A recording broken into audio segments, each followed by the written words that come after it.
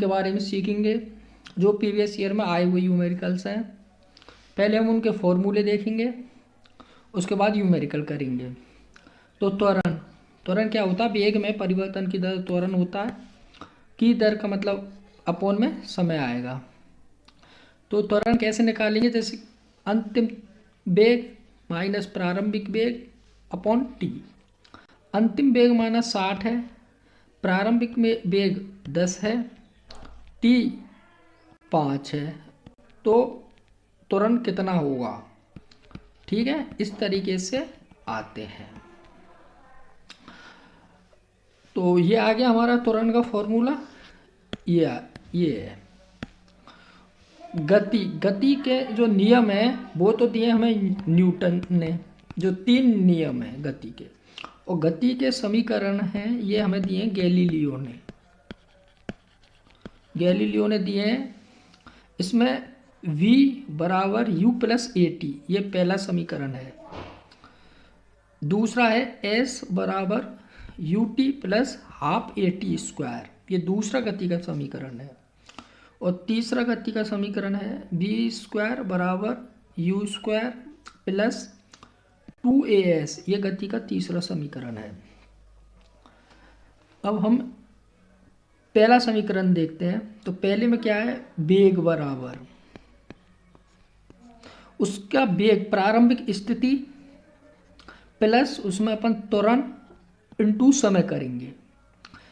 दूसरे में दूरी निकालेंगे, प्रारंभिक स्थिति वेग की समय प्लस 1/2 त्वरण इनटू समय का स्क्वायर करेंगे टी का। तीसरा है वेग का वर्ग बराबर निकालेंगे। तो वेग कैसे निकालेंगे? प्रारंभिक स्थिति प्लस 2as त्वरण गुना दूरी। अब पहले और फर्स्ट और थर्ड में डिफरेंस देखेंगे कि हमें वेग निकालना है, तो इससे भी निकल जाएगा, इससे भी, लेकिन न्यूमेरिकल में क्या है, हम गिवन डाटा के अकॉर्डिंग निकालेंगे। अब इसमें हमें पहले में देखो हमें टाइम दे रखा है और वेग निकालना है, तो हम और त्वरण दे रखा, तो हम इसका इस्तेमाल कर रहे हैं। इसमें टाइम नहीं है, इसमें दूरी है, तो फिर हम इसका इस्तेमाल करेंगे। और ये दूरी का है ये एक। इस तरह ये डायरेक्ट न्यूमेरिकल इन पे आते हैं। और आपको ये भी याद रखना कि गति का पहला समीकरण कौन सा, दूसरा कौन सा, तीसरा कौन सा, गैलीलियो ने दिए हैं ये एग्जैक्ट पता होना चाहिए। बल F बराबर एम ए। एम क्या है? द्रव्यमान है, और ए क्या है? त्वरण है। इस बल को हम ऐसे भी कह सकते हैं संवेग में परिवर्तन की दर, ये भी बल है। जब हमें संवेग गिवन होगा ना, तब हम और बल निकालना होगा, तो अब इस फॉर्मूले को लगाएंगे। तो संवेग में परिवर्तन, जब परिवर्तन होता है तो उसके लिए डेल लगाते हैं अपन, तो डेल पी अपॉन टी, ये फॉर्मूले याद रखने के लिए। पी संवेग है, तो संवेग क्या होता है? द्रव्यमान इनटू वेग। द्रव्यमान हमारा m है, वेग अंतिम वेग माइनस प्रारंभिक वेग अपॉन टी। तो बल निकालने के कितने फॉर्मूले मिले? एक तो ये है स्टैंडर्ड, एक ये del P upon del T, और आगे भी इस तरह से भी निकाल सकते। गिवन डाटा के अकॉर्डिंग अपन उसी फॉर्मूले का इस्तेमाल करेंगे। अब हम जो फॉर्मूले भी हमने डिस्कशन करे हैं उनके अकॉर्डिंग देखते हैं इन क्वेश्चनों को। जैसे कि मोटर कार अपना वेग 40 मीटर प्रति सेकंड से 80 मीटर प्रति सेकंड तक कर देती है, कितने समय में? 10 सेकंड में बढ़ा देती है। तो उसका त्वरण क्या होगा? ठीक है, तो त्वरण क्या होता है? वेग में परिवर्तन की दर अपॉन टाइम। तो ये देखा हमने, अंतिम वेग v माइनस प्रारंभिक वेग u अपॉन t। तो अंतिम वेग कितना है? 80 लिख दिया। प्रारंभिक वेग 40 लिख दिया। समय कितना है? 10 सेकंड। ये तीनों टर्म एक ही कंडीशन की है। जैसे मीटर पर सेकंड उधर सेकंड, अगर ये यहाँ मिनट होता तो उसको चेंज करते। तो अब देखो 80 में 40 गए, 40 ये यहाँ पे 10 10, 4 से 4 कट गया तो क्या बचा त्वरण 4 मीटर प्रति सेकंड स्क्वायर। कितना त्वरण होगा 4 मीटर प्रति सेकंड स्क्वायर। ठीक है, तो ये फॉर्मूला काम आया। दूसरा देखते हैं, वस्तु स्थिर स्थिति से स्थिर स्थिति मतलब u बराबर हमें 0 लेना है से प्रारंभ होकर 4 मीटर प्रति सेकंड स्क्वायर के निरंतर त्वरण से स्थानांतरित होती है। मतलब कि जो 0 था वहाँ से उसने अपना कितना कर लिया त्वरण 4 मीटर प्रति सेकंड स्क्वायर। तो 16 सेकंड के बाद उसकी गति कितनी होगी। तो हमें गिवन डाटा क्या क्या है, u बराबर 0 है, तुरंत दे रखा हमें 4 मीटर प्रति सेकंड स्क्वायर और t दे रखा है 16 सेकंड। तो और हमें गति निकालनी है, मतलब वेग निकालना। गति और वेग में संबंध देखो, जैसे गति ग्रेटर देन इक्वल टू किसके होता है, वेग के। ठीक है, जो ये चाल होती है। ठीक है, अब हमें उसकी क्या निकालनी है, गति। तो अब गति के जो हम फॉर्मूले हैं उसमें ये चीज़ें किस में आ रही हैं, पहले फर्स्ट समीकरण में। फर्स्ट समीकरण क्या है, b बराबर u plus A T. You कितना लिया 0, ए गिवन कितना है 4, समय कितना है 16, 16 चौका 64, गति कितनी हुई 64 मीटर प्रति सेकंड। ठीक है, ये हमारे गति के समीकरण फर्स्ट समीकरण पर आधारित न्यूमेरिकल है। पहला वाला हमारे त्वरण पे आधारित था। देखते हैं आगे, कार विराम अवस्था से चलकर 0.1 मीटर प्रति सेकंड स्क्वायर त्वरण की दर से 6 मिनट चलती है। 6 मिनट के बाद उसका वेग कितना होगा। तो हमें गिवन डाटा देखेंगे, u दे रखा है विराम अवस्था से चलकर, तो विराम अवस्था पे कितना होगा 0, चेंज कितना हुआ 0.1 और हमें समय भी दे रखा है t दे रखा है। तो पहला समीकरण गति के पहले समीकरण से हम वेग निकालेंगे। v बराबर u 0 प्लस a 0.1 इंटू 360,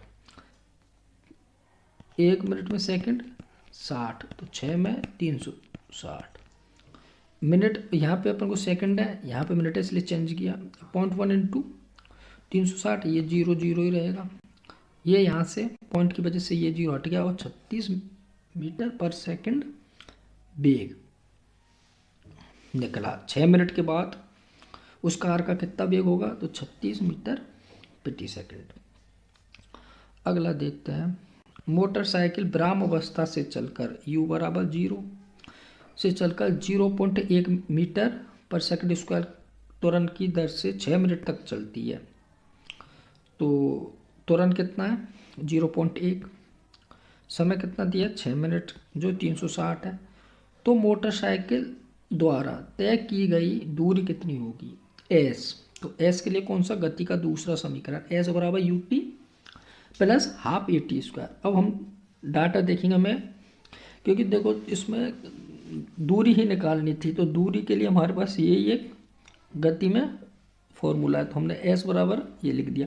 अब u कितना है 0, t कितना है चेंज किया मिनट को सेकंड में, तो 360 कर दिया, प्लस 1/2 त्वरण 0.1, तो पॉइंट को हटाने 10 लिख दिया नीचे, t का स्क्वायर, तो 360 गुना 360, ये देख लो 6 गुना ये सेकंड हो गई 360।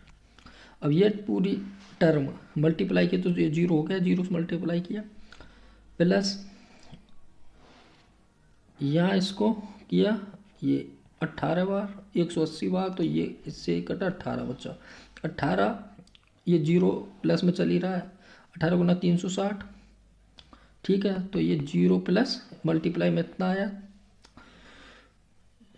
6480। ठीक है मीटर। अब हम इसे किलोमीटर में बदलेंगे तो ये कितना आ गया 6.48 किलोमीटर, 1000 का किलोमीटर। 1000 से अपन ने क्या कर दिया, इसको डिवाइड कर दिया।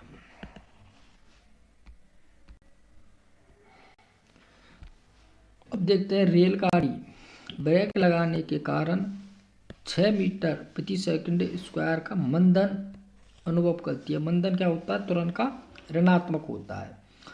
जैसे 10 तो मीटर प्रति सेकंड स्क्वायर क्या है? त्वरण है, तो मंदन कितना होगा? -10। ठीक है, अनुभव करती है और 25 सेकंड में रुक जाती है। t बराबर 25 सेकंड में, दोनों टर्म सेम में ही है। तो रेलगाड़ी द्वारा तय की गई दूरी कितनी है? अब दूरी हमें सेकंड फॉर्मूले से प्राप्त होती है दूरी। तो हमने पहले गिवन डाटा लिखे, त्वरण बराबर क्या होता है? माइनस वो मंदन क्या होता है? माइनस त्वरण का। तो ए बराबर कितना है? माइनस मंदन कर रही है तो अपोजिट में लेंगे तो -6 मीटर पर सेकंड स्क्वायर। समय ले लिया 25 सेकंड। ठीक है, और उसके बाद अनुभव करती है, रुक जाती है, तो b बराबर कितना है? 0। ठीक है, अब हम देखते हैं इसमें दूरी निकालने के लिए s बराबर ut plus half at square. अब हम इसमें देखते हैं कि u प्रारंभिक वेग है, इसमें प्रारंभिक वेग गिवन ही नहीं है, तो इसके लिए हमें प्रारंभिक वेग निकालना। तो प्रारंभिक वेग किससे निकलता है? या तो फर्स्ट से, गति के फर्स्ट समीकरण से, या थर्ड समीकरण से। अब थर्ड समीकरण में एस की दूरी की जरूरत पड़ती है, इसलिए उसे तो छोड़ दिया, तो फर्स्ट को लिया अपन ने। तो बी बराबर यू प्लस ए टी। तो बी कितना है? रुक गई 0 है ना। प्रारंभिक वेग हमें निकालना है। ए टी क्या है? -6 × 2 की यार इसको, ये 2 सेकंड ही है, 25 नहीं है, 2 सेकंड करो इसको, ये 2 सेकंड है। इससे ये चीज़ें साफ नहीं करनी पड़े, मिटानी नहीं पड़ेंगी। तो ये 2 सेकंड है, तो ये ले लिया -6 × 2। तो ये इसका पक्षांतरण किया, माइनस में आ गया 10, 6 दूनी 12, तो माइनस u बराबर -12, तो माइनस माइनस करते हो तो ये u प्लस बराबर 12 मीटर प्रति सेकंड हमें वेग प्राप्त हुआ। कौन सा? b, अंतिम वेग, सॉरी ये प्रारंभिक वेग। प्रारंभ, क्योंकि अंतिम वेग तो शून्य है ही, गिवन है ना, रुक गई। अब हमें ये प्रारंभिक वेग प्राप्त हो गया। अब हम इसमें गति के दूरी में लिखेंगे इसको, तो s बराबर प्रारंभिक वेग निकल गया 12, t 2 second plus half a -6, तुरंत माइनस रहता है, टी स्क्वायर 2 × 2, तो 6 दूनी वो 12 दूना 24। अब इसको इससे काट लिया तो 6 दूना -12। ठीक है, तो 24 में 12 मीटर। ये क्या है? दूरी। दूरी कितनी निकली? 12 मीटर प्राप्त हुई है। रेलगाड़ी द्वारा तय की गई दूरी कितनी है? 12 मीटर, क्योंकि वो लास्ट पे जाके तो रुक गई थी ना 2 सेकंड के बाद, जो हमने 25 सेकंड ले रखा था यहाँ पे, ये 2 सेकंड में। ठीक है, तो ये 12 मीटर रेलगाड़ी ने दूरी तय की है।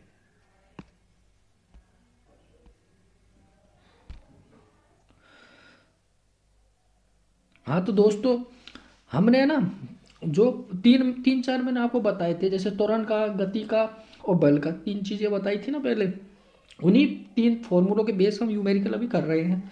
लेकिन है ना, एक संवेग का और देख लेते हैं कि संवेग क्या होता है। तो संवेग के आगे भी आएंगे। संवेग होता है, संवेग बराबर द्रव्यमान इंटू वेग, जिसे हम संवेग कहते हैं। जैसे पत्थर का द्रव्यमान है 10 किलोग्राम है, उसको क्या किया हमने? 4 मीटर प्रति सेकंड के वेग से फेंक दिया। ठीक है, तो उसका संवेग कितना होगा? तो संवेग कितना है? द्रव्यमान 10, वेग कितना है? 4, तो क्या हुआ? 40 kg मीटर पर सेकंड। अब आप कहोगे कि इस बार तो हमने यूनिट चेंज नहीं की, क्योंकि संवेग की है ना, संवेग में इसका मात्रा क्या होता है? m गुना वेग कितना होता है? मीटर प्रति सेकंड। तो इसकी यूनिट ही ये रहेगी संवेग की, इसलिए हमने चेंज नहीं किया, ये पूरा लिखा है 40 के साथ। अब हम देखते हैं न्यूमेरिकल नंबर 2 इसी का, जो कि गति के ऊपर है, क्योंकि गति के न्यूमेरिकल और गति के कि पहला समीकरण कौन सा है, दूसरा कौन सा है या थर्ड कौन सा है, ये रिपीटेशन वाला क्वेश्चन है जो हर वक्त रिपीट होते हैं एग्जाम में। अब देखते हैं हम, बस 20 मीटर पर सेकंड की चाल से चल रही है मतलब कि u बराबर 20 हो गया इसका।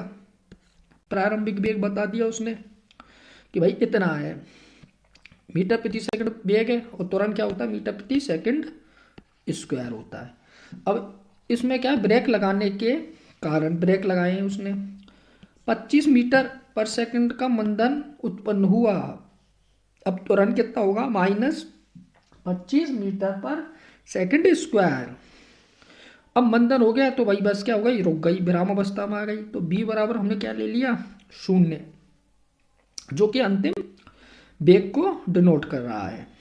तो हमारे पास ये इसमें जो डाटा है कौन से समीकरण पे सेट हो रहे हैं, फर्स्ट पे, b बराबर u प्लस AT फर्स्ट समीकरण पे सेट हो रहे हैं, क्योंकि जो ये गिवन वैल्यू होती है उसी के अकॉर्डिंग अपन लगाते हैं फॉर्मूला। इस बात के ऊपर तो लगाएंगे कि क्या पूछा है, लेकिन गिवन डाटा क्या पता कभी कभार 2 फॉर्मूले भी एक क्वेश्चन में लगते हैं, जो अभी लास्ट में अपन ने देखा था उसमें लगे थे। तो अंतिम वेग कितना, 0। प्रारंभिक वेग हमें दे रखा है 20, ये कितना है -25, और t हमें दे रखा है सेकंड में, ये गया यार, t तो गिवन ही नहीं है क्योंकि t पूछा हुआ है कितने समय बाद विराम अवस्था में जाएगी। -20 को अपन ने पक्षांतरण किया, -20 हो गया, -25t, ये तो ये माइनस से माइनस गया तो t बराबर कितना, ये नीचे आ गया 20/25, 5 से काटेंगे 4/5 बराबर t। अब 4/5 का मतलब कितना होता है, 0.8 सेकेंड। ठीक है जी, 0.8 सेकेंड।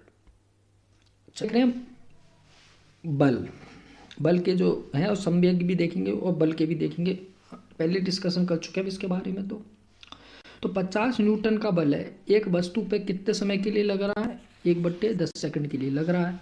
तो वस्तु में संवेग में परिवर्तन कितना होगा। अब जो संवेग में परिवर्तन है ना, उसी को हम बल भी कहते हैं।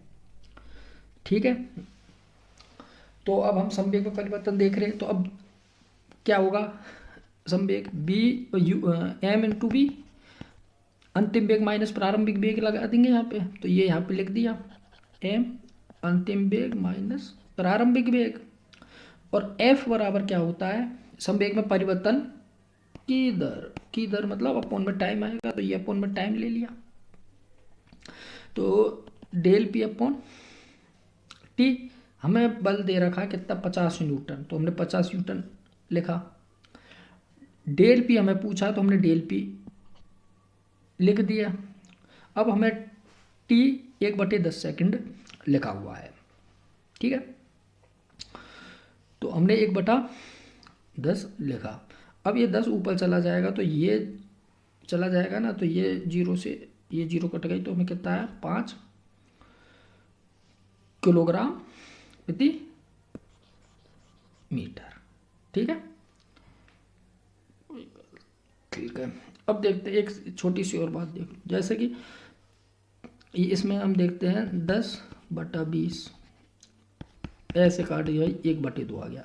अगर ऐसे होता 10/20/5 लिख लो, 5, तो ये 5 कहाँ जाएगा, ऊपर गया। ठीक है, ये ऊपर जाएगा तो ये ऐसे काट लेगा, 5 चौका ये, तो 10/4, और ये आएगा कितना, 5/2, 2.5। ठीक है, अगर मान लो ऐसा होता 10/2/3, तो ये 3 यहीं जाएगा, 10/2 × 3 अर्थात 10/6। ठीक है जी, और ऐसे होता है 10/5/4/2, तो ये तो ऊपर चला गया, ये यहाँ जाएगा, तो जैसे 10 × 2 और 5 × 4, तो 20/20 ही हो गया, ये तो 1 हो गया। इस तरीके से है यहाँ पे ये। ठीक है, ये देख लेना आप ये वाली बात। अब अगला देखते हैं, 21 टन बल को 3 kg द्रव्यमान वाली वस्तु पर लगाया जाता है तो वस्तु में तुरंत कितना उत्पन्न होगा। अब इसके लिए फॉर्मूला गिवन डाटा के अकॉर्डिंग, तो F बराबर एम ए, एफ हमें दे रखा है 21, एम दे रखा है 3 और ए अननोन है, 7 बार गया तो तुरंत कितना हुआ 7। ठीक है, यूनिट आप लगा लेना मीटर प्रति सेकंड स्क्वायर। ठीक है, अब आगे और बच्चे न्यूमेरिकल से देखते हैं। ये वीडियो बड़ी एक्स्ट्रा जो है फॉर्मूले वो देखेंगे, ये हम पढ़ चुके हैं ना, उन्हीं के तो न्यूमेरिकल हो रहे हैं। तो बंदूक और तोप का प्रक्षेपित वेग पूछा जाता है, तो क्या होता है बंदूक का प्रक्षेपित वेग, mg इंटू वी बराबर mb इंटू mb। ये गन है बंदूक, तो बंदूक का द्रव्यमान और बंदूक का वेग लिख देते हैं। m बराबर ये तो आता ही है द्रव्यमान और b बराबर ये आ गया आपका वेग। ठीक है, g का मतलब है गन बंदूक और b का मतलब है गोली बोल्ट बुलेट। ठीक है, तो अब ये एम बी इंटू ये गोली का द्रव्यमान और गोली का वेग न्यूमेरिकल, इस पे भी देखेंगे हम। ये इसका देख चुके हैं हम, समवेग बराबर क्या होता है द्रव्यमान इंटू वेग। ठीक है, जब वेग को भी हमने प्रारंभिक वेग माइनस अंतिम वेग अपन टी किया था ना, वो भी तो देखा था वेग में।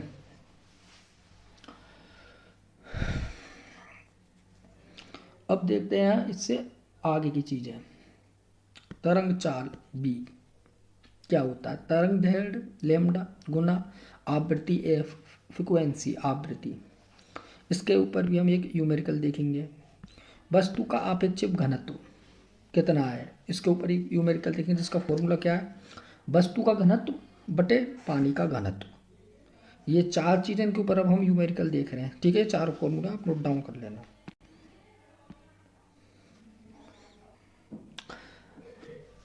आगे देखो, आगे के न्यूमेरिकल्स में 8 kg द्रव्यमान की वस्तु पर 5 सेकंड के लिए बल लगाया गया, जिसमें उसके वेग में क्या हुआ 10 मीटर प्रति सेकंड से 20 मीटर प्रति सेकंड परिवर्तन हुआ। तो लगाए गए बल का परिमाण क्या होगा, परिमाण मतलब लगाया गया बल कितना होगा, उसकी मात्रा। तो F बराबर m इंटू एफ हमें ज्ञात करना है। m गिवन है 8, त्वरण b minus you upon T. ठीक है, तो 20 माइनस 10 अपॉन 5, तो F बराबर कितना, ये 10 बचा, ये इससे ये कटा, तो 8 दूनी 16 न्यूटन। अरे यार लास्ट में गलती हो गई यार, लास्ट वाले में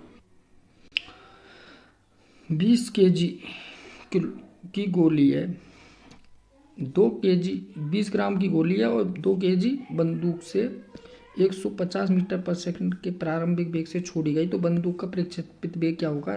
ये हमने देखा था कि गोली का वो गन का मास, गन का वेग बराबर बंदूक का द्रव्यमान और बंदूक का वेग। अब हमने ये लिखी गन कितनी हमारी 2 kg की, 2 kg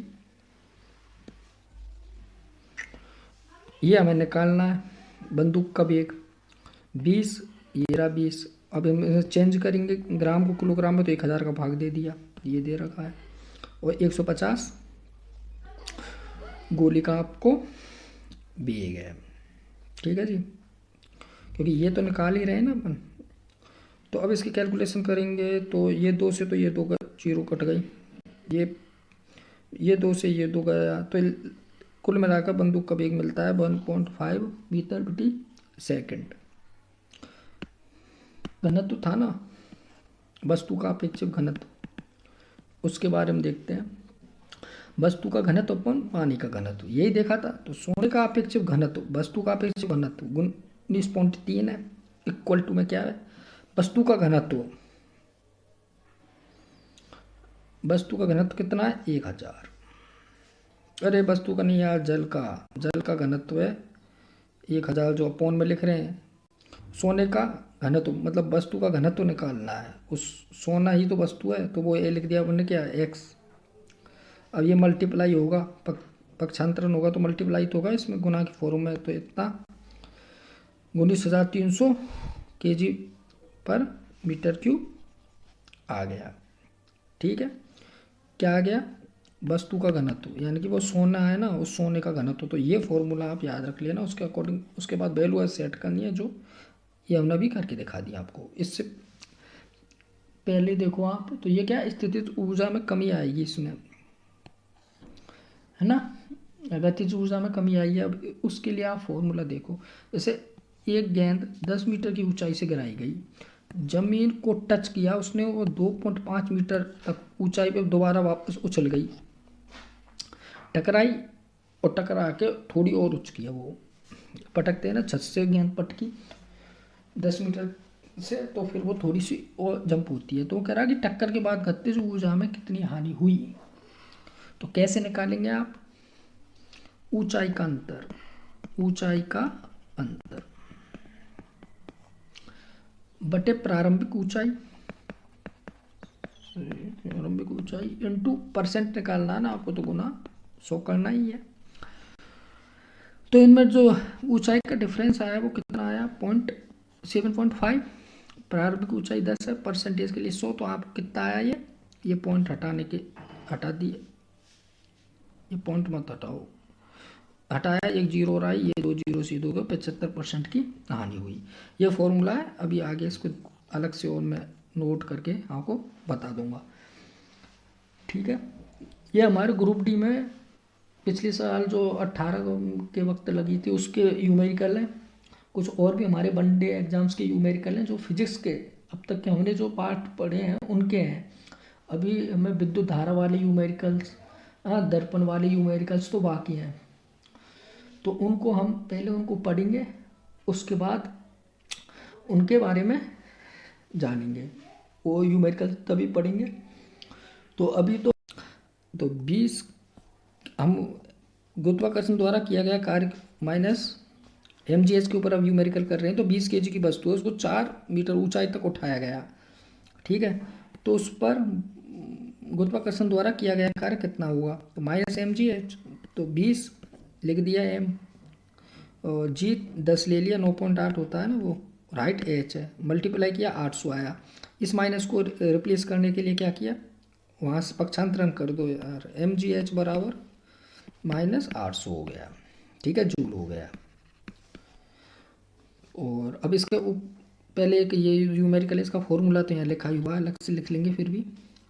तो 20 न्यूटन की एक वस्तु है, उसको 2 मीटर तक विस्थापित किया, धक्का दे दिया, तो कितना कार्य किया गया, 20 जूल कार्य किया गया। तो बल और विस्थापन के बीच कितना डिग्री का थीटा बना, कौन बना, वो देखेंगे। तो W बराबर होता है F S cos theta, W है 20 जूल, F है 20, S डिस्प्लेसमेंट कितना विस्थापित हुआ, 2 कॉस थीटा लिख दिया, 20 से ये 20 गया तो ये 2 बचा, पक्षांतरण किया तो 1/2 आ गया, कॉस 1/2 का मान 60, तो कॉस तो कितना डिग्री का कौन बनेगा बल और विस्थापन में, 60 डिग्री का। ठीक है, अब आगे के देखते हैं न्यूमेरिकल। अभी गुरुत्वाकर्षण के तो सारे बाकी ही हैं।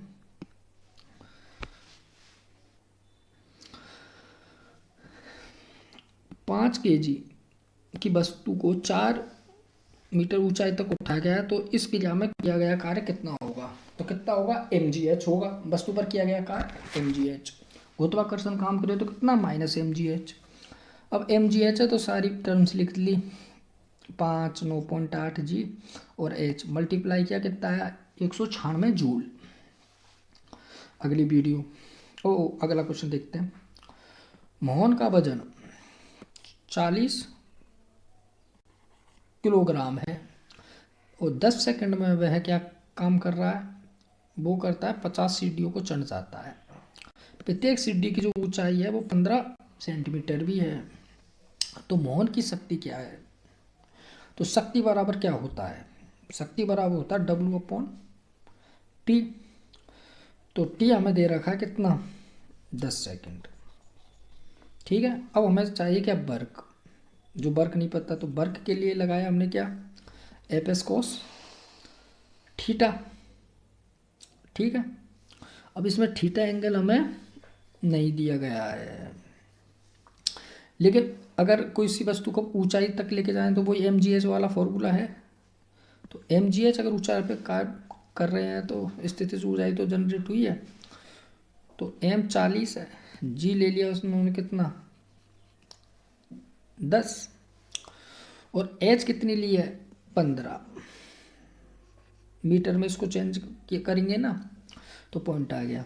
और टोटल सीढ़ियाँ कितनी है, तभी तो आएगी हाइट पूरी 50। तो इसको मल्टीप्लाई किया तो हमें क्या आया 3000 जूल, 3000 जूल आ गया। अब हमें क्या पता चल गया W। तो शक्ति निकालने का फॉर्मूला सिंपल W/T ये किया और ये आपको पास शक्ति आ चुकी है, ठीक है। अब छोटी वीडियो बन रही है यार, ये देखे हुए चीज़ें, ठीक है। 10 kg की वस्तु ब्राह्म अवस्था में ठहरी हुई है, U बराबर 0 लेना है, सिंपल सी बात है। M दे रखा है 10 किलोग्राम, 50 न्यूटन का बल 2 सेकंड के लिए लगाया गया, तो हमें F भी दे रखा है 50 न्यूटन। समय दे रखा हमें कितना 2 सेकंड, ठीक है। तो वस्तु पर कितना कार्य, कितना त्वरण उत्पन्न हुआ। तो अभी हम क्या कर रहे हैं वो देखो आप, हमें तो अभी है ना एक्चुअली में क्या है त्वरण नहीं पता, तो त्वरण निकाल रहे हैं। ये क्वेश्चन 2 है, ये क्वेश्चन नंबर 1। तो त्वरण कैसे निकलेगा, F बराबर M 50 लिख दिया, बल पता है 10 पता है kg, ये काट लिया तो त्वरण आ गया 5 मीटर प्रति सेकंड स्क्वायर। अब वो कह रहा है कि वस्तु द्वारा प्राप्त वेग कितना होगा। तो वेग के लिए हम गति का पहला समीकरण ही लगा देंगे।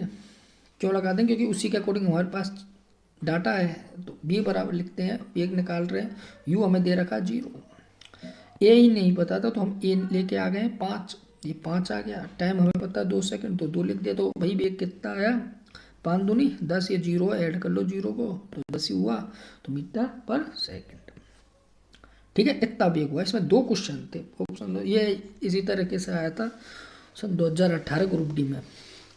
ये एक ही ऑप्शन, ऐसे ऑप्शन थे ना कि ए 5 मीटर प्रति सेकंड, और उसी में ऑफ लिख करके ये कि भाई कितना वेग होगा, तो 10 मीटर प्रति, इस तरीके से क्वेश्चन आया था, ठीक है। तो हम क्या कर रहे हैं कि पहले तो हम चीज़ों को समझ रहे हैं, उसके बाद हम उसकी यूमेरिकल्स हैं तो यूमेरिकल्स कर रहे हैं, उसके बाद हम वन लाइनर देखेंगे, फिर उसके बाद हम previous year question with objective देखेंगे। इस तरीके से हमारी स्टडी आगे तक चलती रहेगी।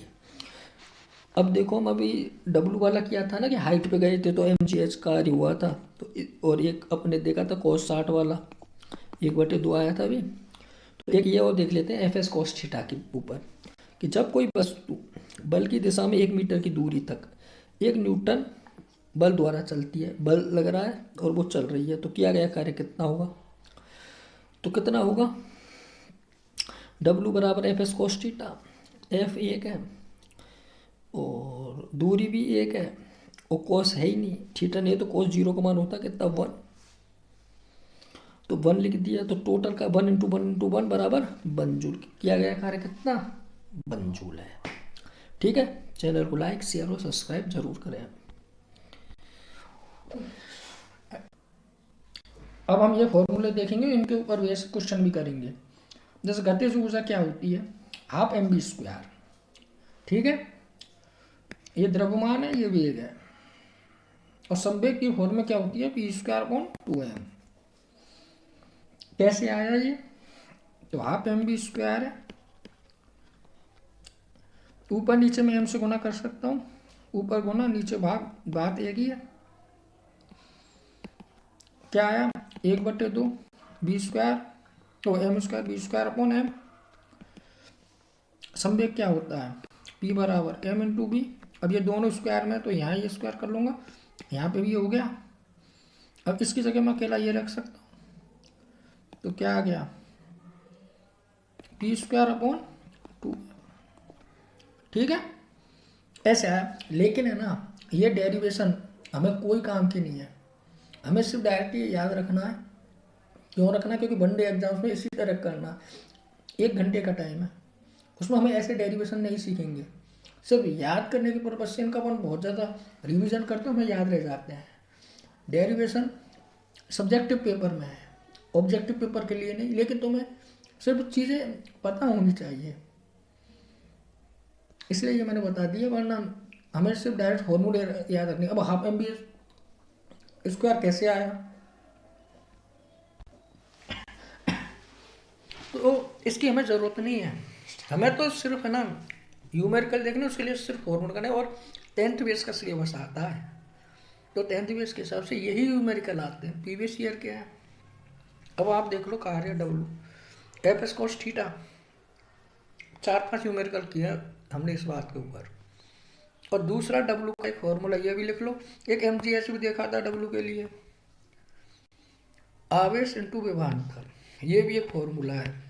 अब कार्य पूछ ले तो गिवन डाटा ये है, तो हम क्या करेंगे, इसलिए ये पर फॉर्मूला लगाएंगे और आंसर लाएंगे, डन करेंगे। अभी है ना गतिज ऊर्जा में और भी हैं, लेकिन हम न्यूमेरिकल्स करेंगे ना तब देखेंगे। अब ये हो गया अपना कार्य भी हो गया, अब शक्ति चल रहा है W/T, ठीक है, वाट/T। इसके बाद देखते हैं पावर बराबर V/I, ये वोल्ट और एम्पियर है। अगला पावर देखो, एक इससे भी निकलेगा, एक इससे भी निकलेगा, सूत्र है ये V²R, प्रतिरोध है रेजिस्टेंस, ये एम्पियर धारा है, ये वाट है वो, और एक और निकलता है V²/R। ये कितने फॉर्मूले हो गए, 2 3 4।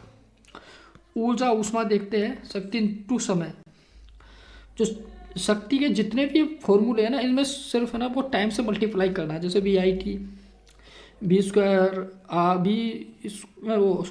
I²RT V²/R इंटू टी में। तो सिर्फ अपन ने क्या किया, ऊष्मा निकालने के लिए शक्ति में T से मल्टीप्लाई किया है, और ये जो 2-3 चीज़ हैं, ये 4 जो फॉर्मूले इनको अभी अपन देखते हैं। देखो ये वैसे आपको याद रखनी चाहिए, पावर V/I कर दिया, और वोल्ट पर V/IR भी होता है, आपको पता है ये बात, ठीक है।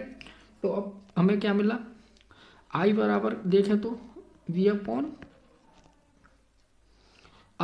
अब इसे मैं यहाँ रखूँ, इसमें समीकरण नंबर 1 में, तो पावर बराबर देखो क्या होगा, V/V/R।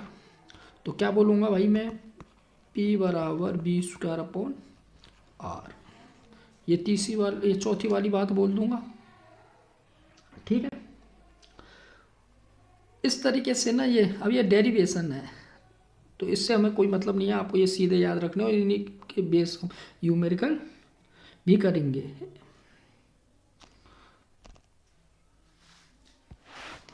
एग्जाम के लिए बहुत ही ज़्यादा महत्वपूर्ण है ये क्वेश्चन दोनों ही। यदि किसी वस्तु का वेग उसके प्रारंभिक वेग का दुगना हो जाता है, तो उसकी गतिज ऊर्जा पहले के n गुना हो जाती है, तो हमें n का मान चाहिए। तो काइनेटिक एनर्जी, गतिज ऊर्जा कितनी होती है, वेग का प्रारंभिक वेग का दुगना हो जाता है, समानुपाती V² के, ठीक है। तो दुगना यानी कि 2, तो 2 का अपने स्क्वायर किया, दुगना ही तो हो रहा है, जो पहले 1 था अब हो गया 2, तो 4। तो कितनी हो जाएगी गतिज ऊर्जा, पहले की 4 गुना हो जाएगी, n का मान क्या है 4। अब ये कैसे आया, अब इसमें क्या है कि इससे कोई मतलब नहीं है, ये आप ये जरूर देख लो कि m है ना, इसमें कांस्टेंट रहता, नियत रहता है, इसलिए ये फॉर्मूला बनता है, ये आप जरूर याद रखें। एक ये देखो, यदि गतिज ऊर्जा प्रारंभिक वेग का, अब की बार क्या हो रहा है, पहले तो हो रहा था वेग दुगना, अब की बार क्या हो रहा है, गतिज ऊर्जा प्रारंभिक की कितनी हो रही है, 256 गुना हो जाती है, तो नया संवेग कितना होगा, P²/2m। तो इससे हमने लिखा क्या, गतिज ऊर्जा समानुपाती P²। गतिज ऊर्जा हमें दे रखी है कितनी, 256, P² कितना अपन का स्क्वायर है, तो अपन ने क्या किया, उसको रूट कर लिया यहाँ पे, और P बराबर कितना आ गया 16। तो आपको इनडायरेक्टली क्या चीज़ चेक करके चलनी है कि यहाँ ये क्या है आपका संवेग। तो आपको गतिज ऊर्जा में रूट लगाना है, ठीक है, गतिज ऊर्जा में रूट लगाना और आंसर निकालना है। और जब आपको क्या करे वेग दे दे तो जो गिवन हो ना उसका ही डबल, उसका वर्ग कर दो आप। अब जैसे मैं आपको एक दो क्वेश्चन बोलता हूँ, अगर वेग आधा करें तो गतिज ऊर्जा क्या होगी, तो आधा का मतलब होता है 1/2। अब इसका आप वर्ग कर दो, कितनी हो जाएगी गतिज ऊर्जा, 1/4 हो जाएगी। अगर मैं कहूँ कि दुगना करें तो भाई गतिज ऊर्जा वेग के बाद 4 गुनी हो जाएगी। अगर संवेग को मैं दोगुना कर दूँ, संवेग को ही मैं दोगुना कर दूँ तो गतिज ऊर्जा कितनी हो जाएगी, 4 गुनी हो जाएगी, क्योंकि बात तो यही है ना। अब मैं कहूँ कि गतिज ऊर्जा अगर मान लो 144 गुना है तो संवेग कितना होगा, आप रूट में कह दो कि 12 होगा। अब द्रव्यमान की बात करते हैं कि वस्तु के द्रव्यमान को अगर दोगुना कर दूं तो गतिज ऊर्जा कितनी हो जाएगी, ठीक है, तो दुगनी ही रहेगी। क्यों रहेगी, क्योंकि द्रव्यमान रहता है भाई साहब नियत। तो ये बहुत ही ज़्यादा इंपॉर्टेंट क्वेश्चन है वनडे एग्जाम्स के लिए। 10th बेस सिलेबस में इस टाइप के एग्जाम्स में क्वेश्चन आते ही हैं, ठीक है, ये न्यूमेरिकल्स। अब अगले हम सिर्फ गुरुत्वाकर्षण और देखेंगे। वैसे तो क्या है कि है ना, हमने जब गुरुत्वाकर्षण पढ़ा था हमारे पार्ट 2nd या 3rd में, तब न्यूमेरिकल इनके गतिज ऊर्जा के भी किए थे, गुरुत्वाकर्षण के भी किए थे वहाँ पे। लेकिन और जब अपन न्यूमेरिकल टोटल न्यूमेरिकल्स की बात कर ही रहे हैं तो इनके भी 2-2 3-3 न्यूमेरिकल ले लेते हैं। तो 10 kg द्रव्यमान वाली वस्तु का पृथ्वी की सतह पर भार कितना होगा, तो भार कैसे निकालेंगे, द्रव्यमान में जी का और मल्टीप्लाई कर देंगे। जी कितना होता है 9.8, द्रव्यमान कितना है 10, तो भार कितना हो गया 98 न्यूटन हो गया। लेकिन द्रव्यमान होता है ना वो हर जगह फिक्स रहता है। इसमें अगर होता कि कोई वस्तु है उसका चंद्रमा पे द्रव्यमान 10 है, 10 kg, तो उसका पृथ्वी पर द्रव्यमान कितना होगा, तो भाई 10 ही kg होगा, ठीक है। अब पृथ्वी पर 60 kg द्रव्यमान है, तो चंद्रमा पे क्या पूछा उन्होंने, भार। तो पहले तो क्या करना है हमें कि उसका भार निकालना है, कहाँ, पृथ्वी पर। तो mg किया, 60 × 10 किया तो 600 न्यूटन आ गया। अब वहाँ पे गुरुत्व चंद्रमा पे कितना 1.6 है, तो अपने 6 का भाग दे दिया तो ये आ गया 60 न्यूटन। क्या चंद्रमा पर भार हुआ 60 न्यूटन, और पृथ्वी पर उसका भार 600 न्यूटन है। अब देखते हैं अगले क्वेश्चन में, ग्रह का द्रव्यमान और त्रिज्या अगर दुगनी कर दें पृथ्वी से, पृथ्वी के कंपेयर में अगर दुगनी कर दें, ये लिखने में प्रॉब्लम हो गई थी, तो ग्रह की सतह पर जी और पृथ्वी की सतह पे जी का कितना गुना हो जाएगा। जो ग्रह का जी है ना वो पृथ्वी की सतह के जी का कितना गुना होगा, तो देखते हैं कितना गुना होगा। ये फॉर्मूला आप याद रखो, हो जाएगा काम। स्मॉल जी बराबर कैपिटल जी मल्टीप्लाई में m upon r square, G m upon r square है। तो m दुगना कर रहे हैं तो कर दिया लो दुगना, r डबल कर रहे हैं कर दी डबल। तो ये क्या है कि 4 हो गया, 4, ये ऊपर 2 ही है तो ये 4 से 4 कटेगा तो 2 बचा। तो हमें फाइनल में सारी टर्म्स वही बचेंगी, जैसे GM/2r बचा, r स्क्वायर बचा, ठीक है। अब हमें स्मॉल जी बराबर यही होता है लेकिन ये ज़्यादा है कितना, ये तो 1/2 है तो कितना हो जाएगा भाई 1/2 हो जाएगा, पृथ्वी की सतह के 1/2 हो जाएगा। अब इसके बाद है ना न्यूमेरिकल्स की, जो फिजिक्स के न्यूमेरिकल हैं इनकी पार्ट 2 और वीडियो आएगा। वो कब आएगा, पहले हमें ना विद्युत धारा के बारे में टोटल पढ़ लेंगे ना, और दर्पण के बारे में भी पढ़ लेंगे। तो इन दोनों से रिलेटेड और न्यूमेरिकल्स बचे हैं वो टोटल आ जाएंगे, ठीक है। प्रकाश ध्वनि अभी चीज़ें बाकी हैं तो उनको पहले थ्योरी पढ़ेंगे, उसके बाद उनके न्यूमेरिकल्स, फिर वन लाइनर देखेंगे एग्जाम्स के आए हुए, फिर ऑब्जेक्टिव। इस तरीके से ख़त्म होगी ये सीरीज़। और ये है ना SSC railway group D 1 day exams के लिए फिजिक्स में है ना कोई प्रॉब्लम नहीं आएगी, ये सफिशेंट है। तो अब देखते पहले हम ये वाला न्यूमेरिकल कि पृथ्वी के केंद्र से 2r दूरी पर गुरुत्वीय त्वरण जी का मान कितना होगा। तो जी स्मॉल जी बराबर capital G m upon r square. ये जी डैश क्यों लगाया, क्योंकि त्वरण निकाल रहे हैं। एक और ले ली, ऐसी ही चीज़ एक और ली है, क्यों, क्योंकि उसकी लंबाई वो उसके केंद्र से दूरी क्या है, बढ़ गई है। तो क्या लिखा, 2r स्क्वायर किया, ये आर तो आर स्क्वायर ही रहेगा, लेकिन ये 2 क्या हो जाएगा वर्ग में, तो अपॉन में कितना हो जाएगा 1/4। ठीक है, ये फॉर्मूला लिखना जो आ जाता है नीचे तो उसको करना ऊपर आ जाता है, ऊपर का करना फ्री स्क्वायर हो गया, काट के भी कर लो, फॉर्मूला मैंने है। और थोड़ी इनकी प्रैक्टिस है, इनको एक बार देख लो याद रह जाता है।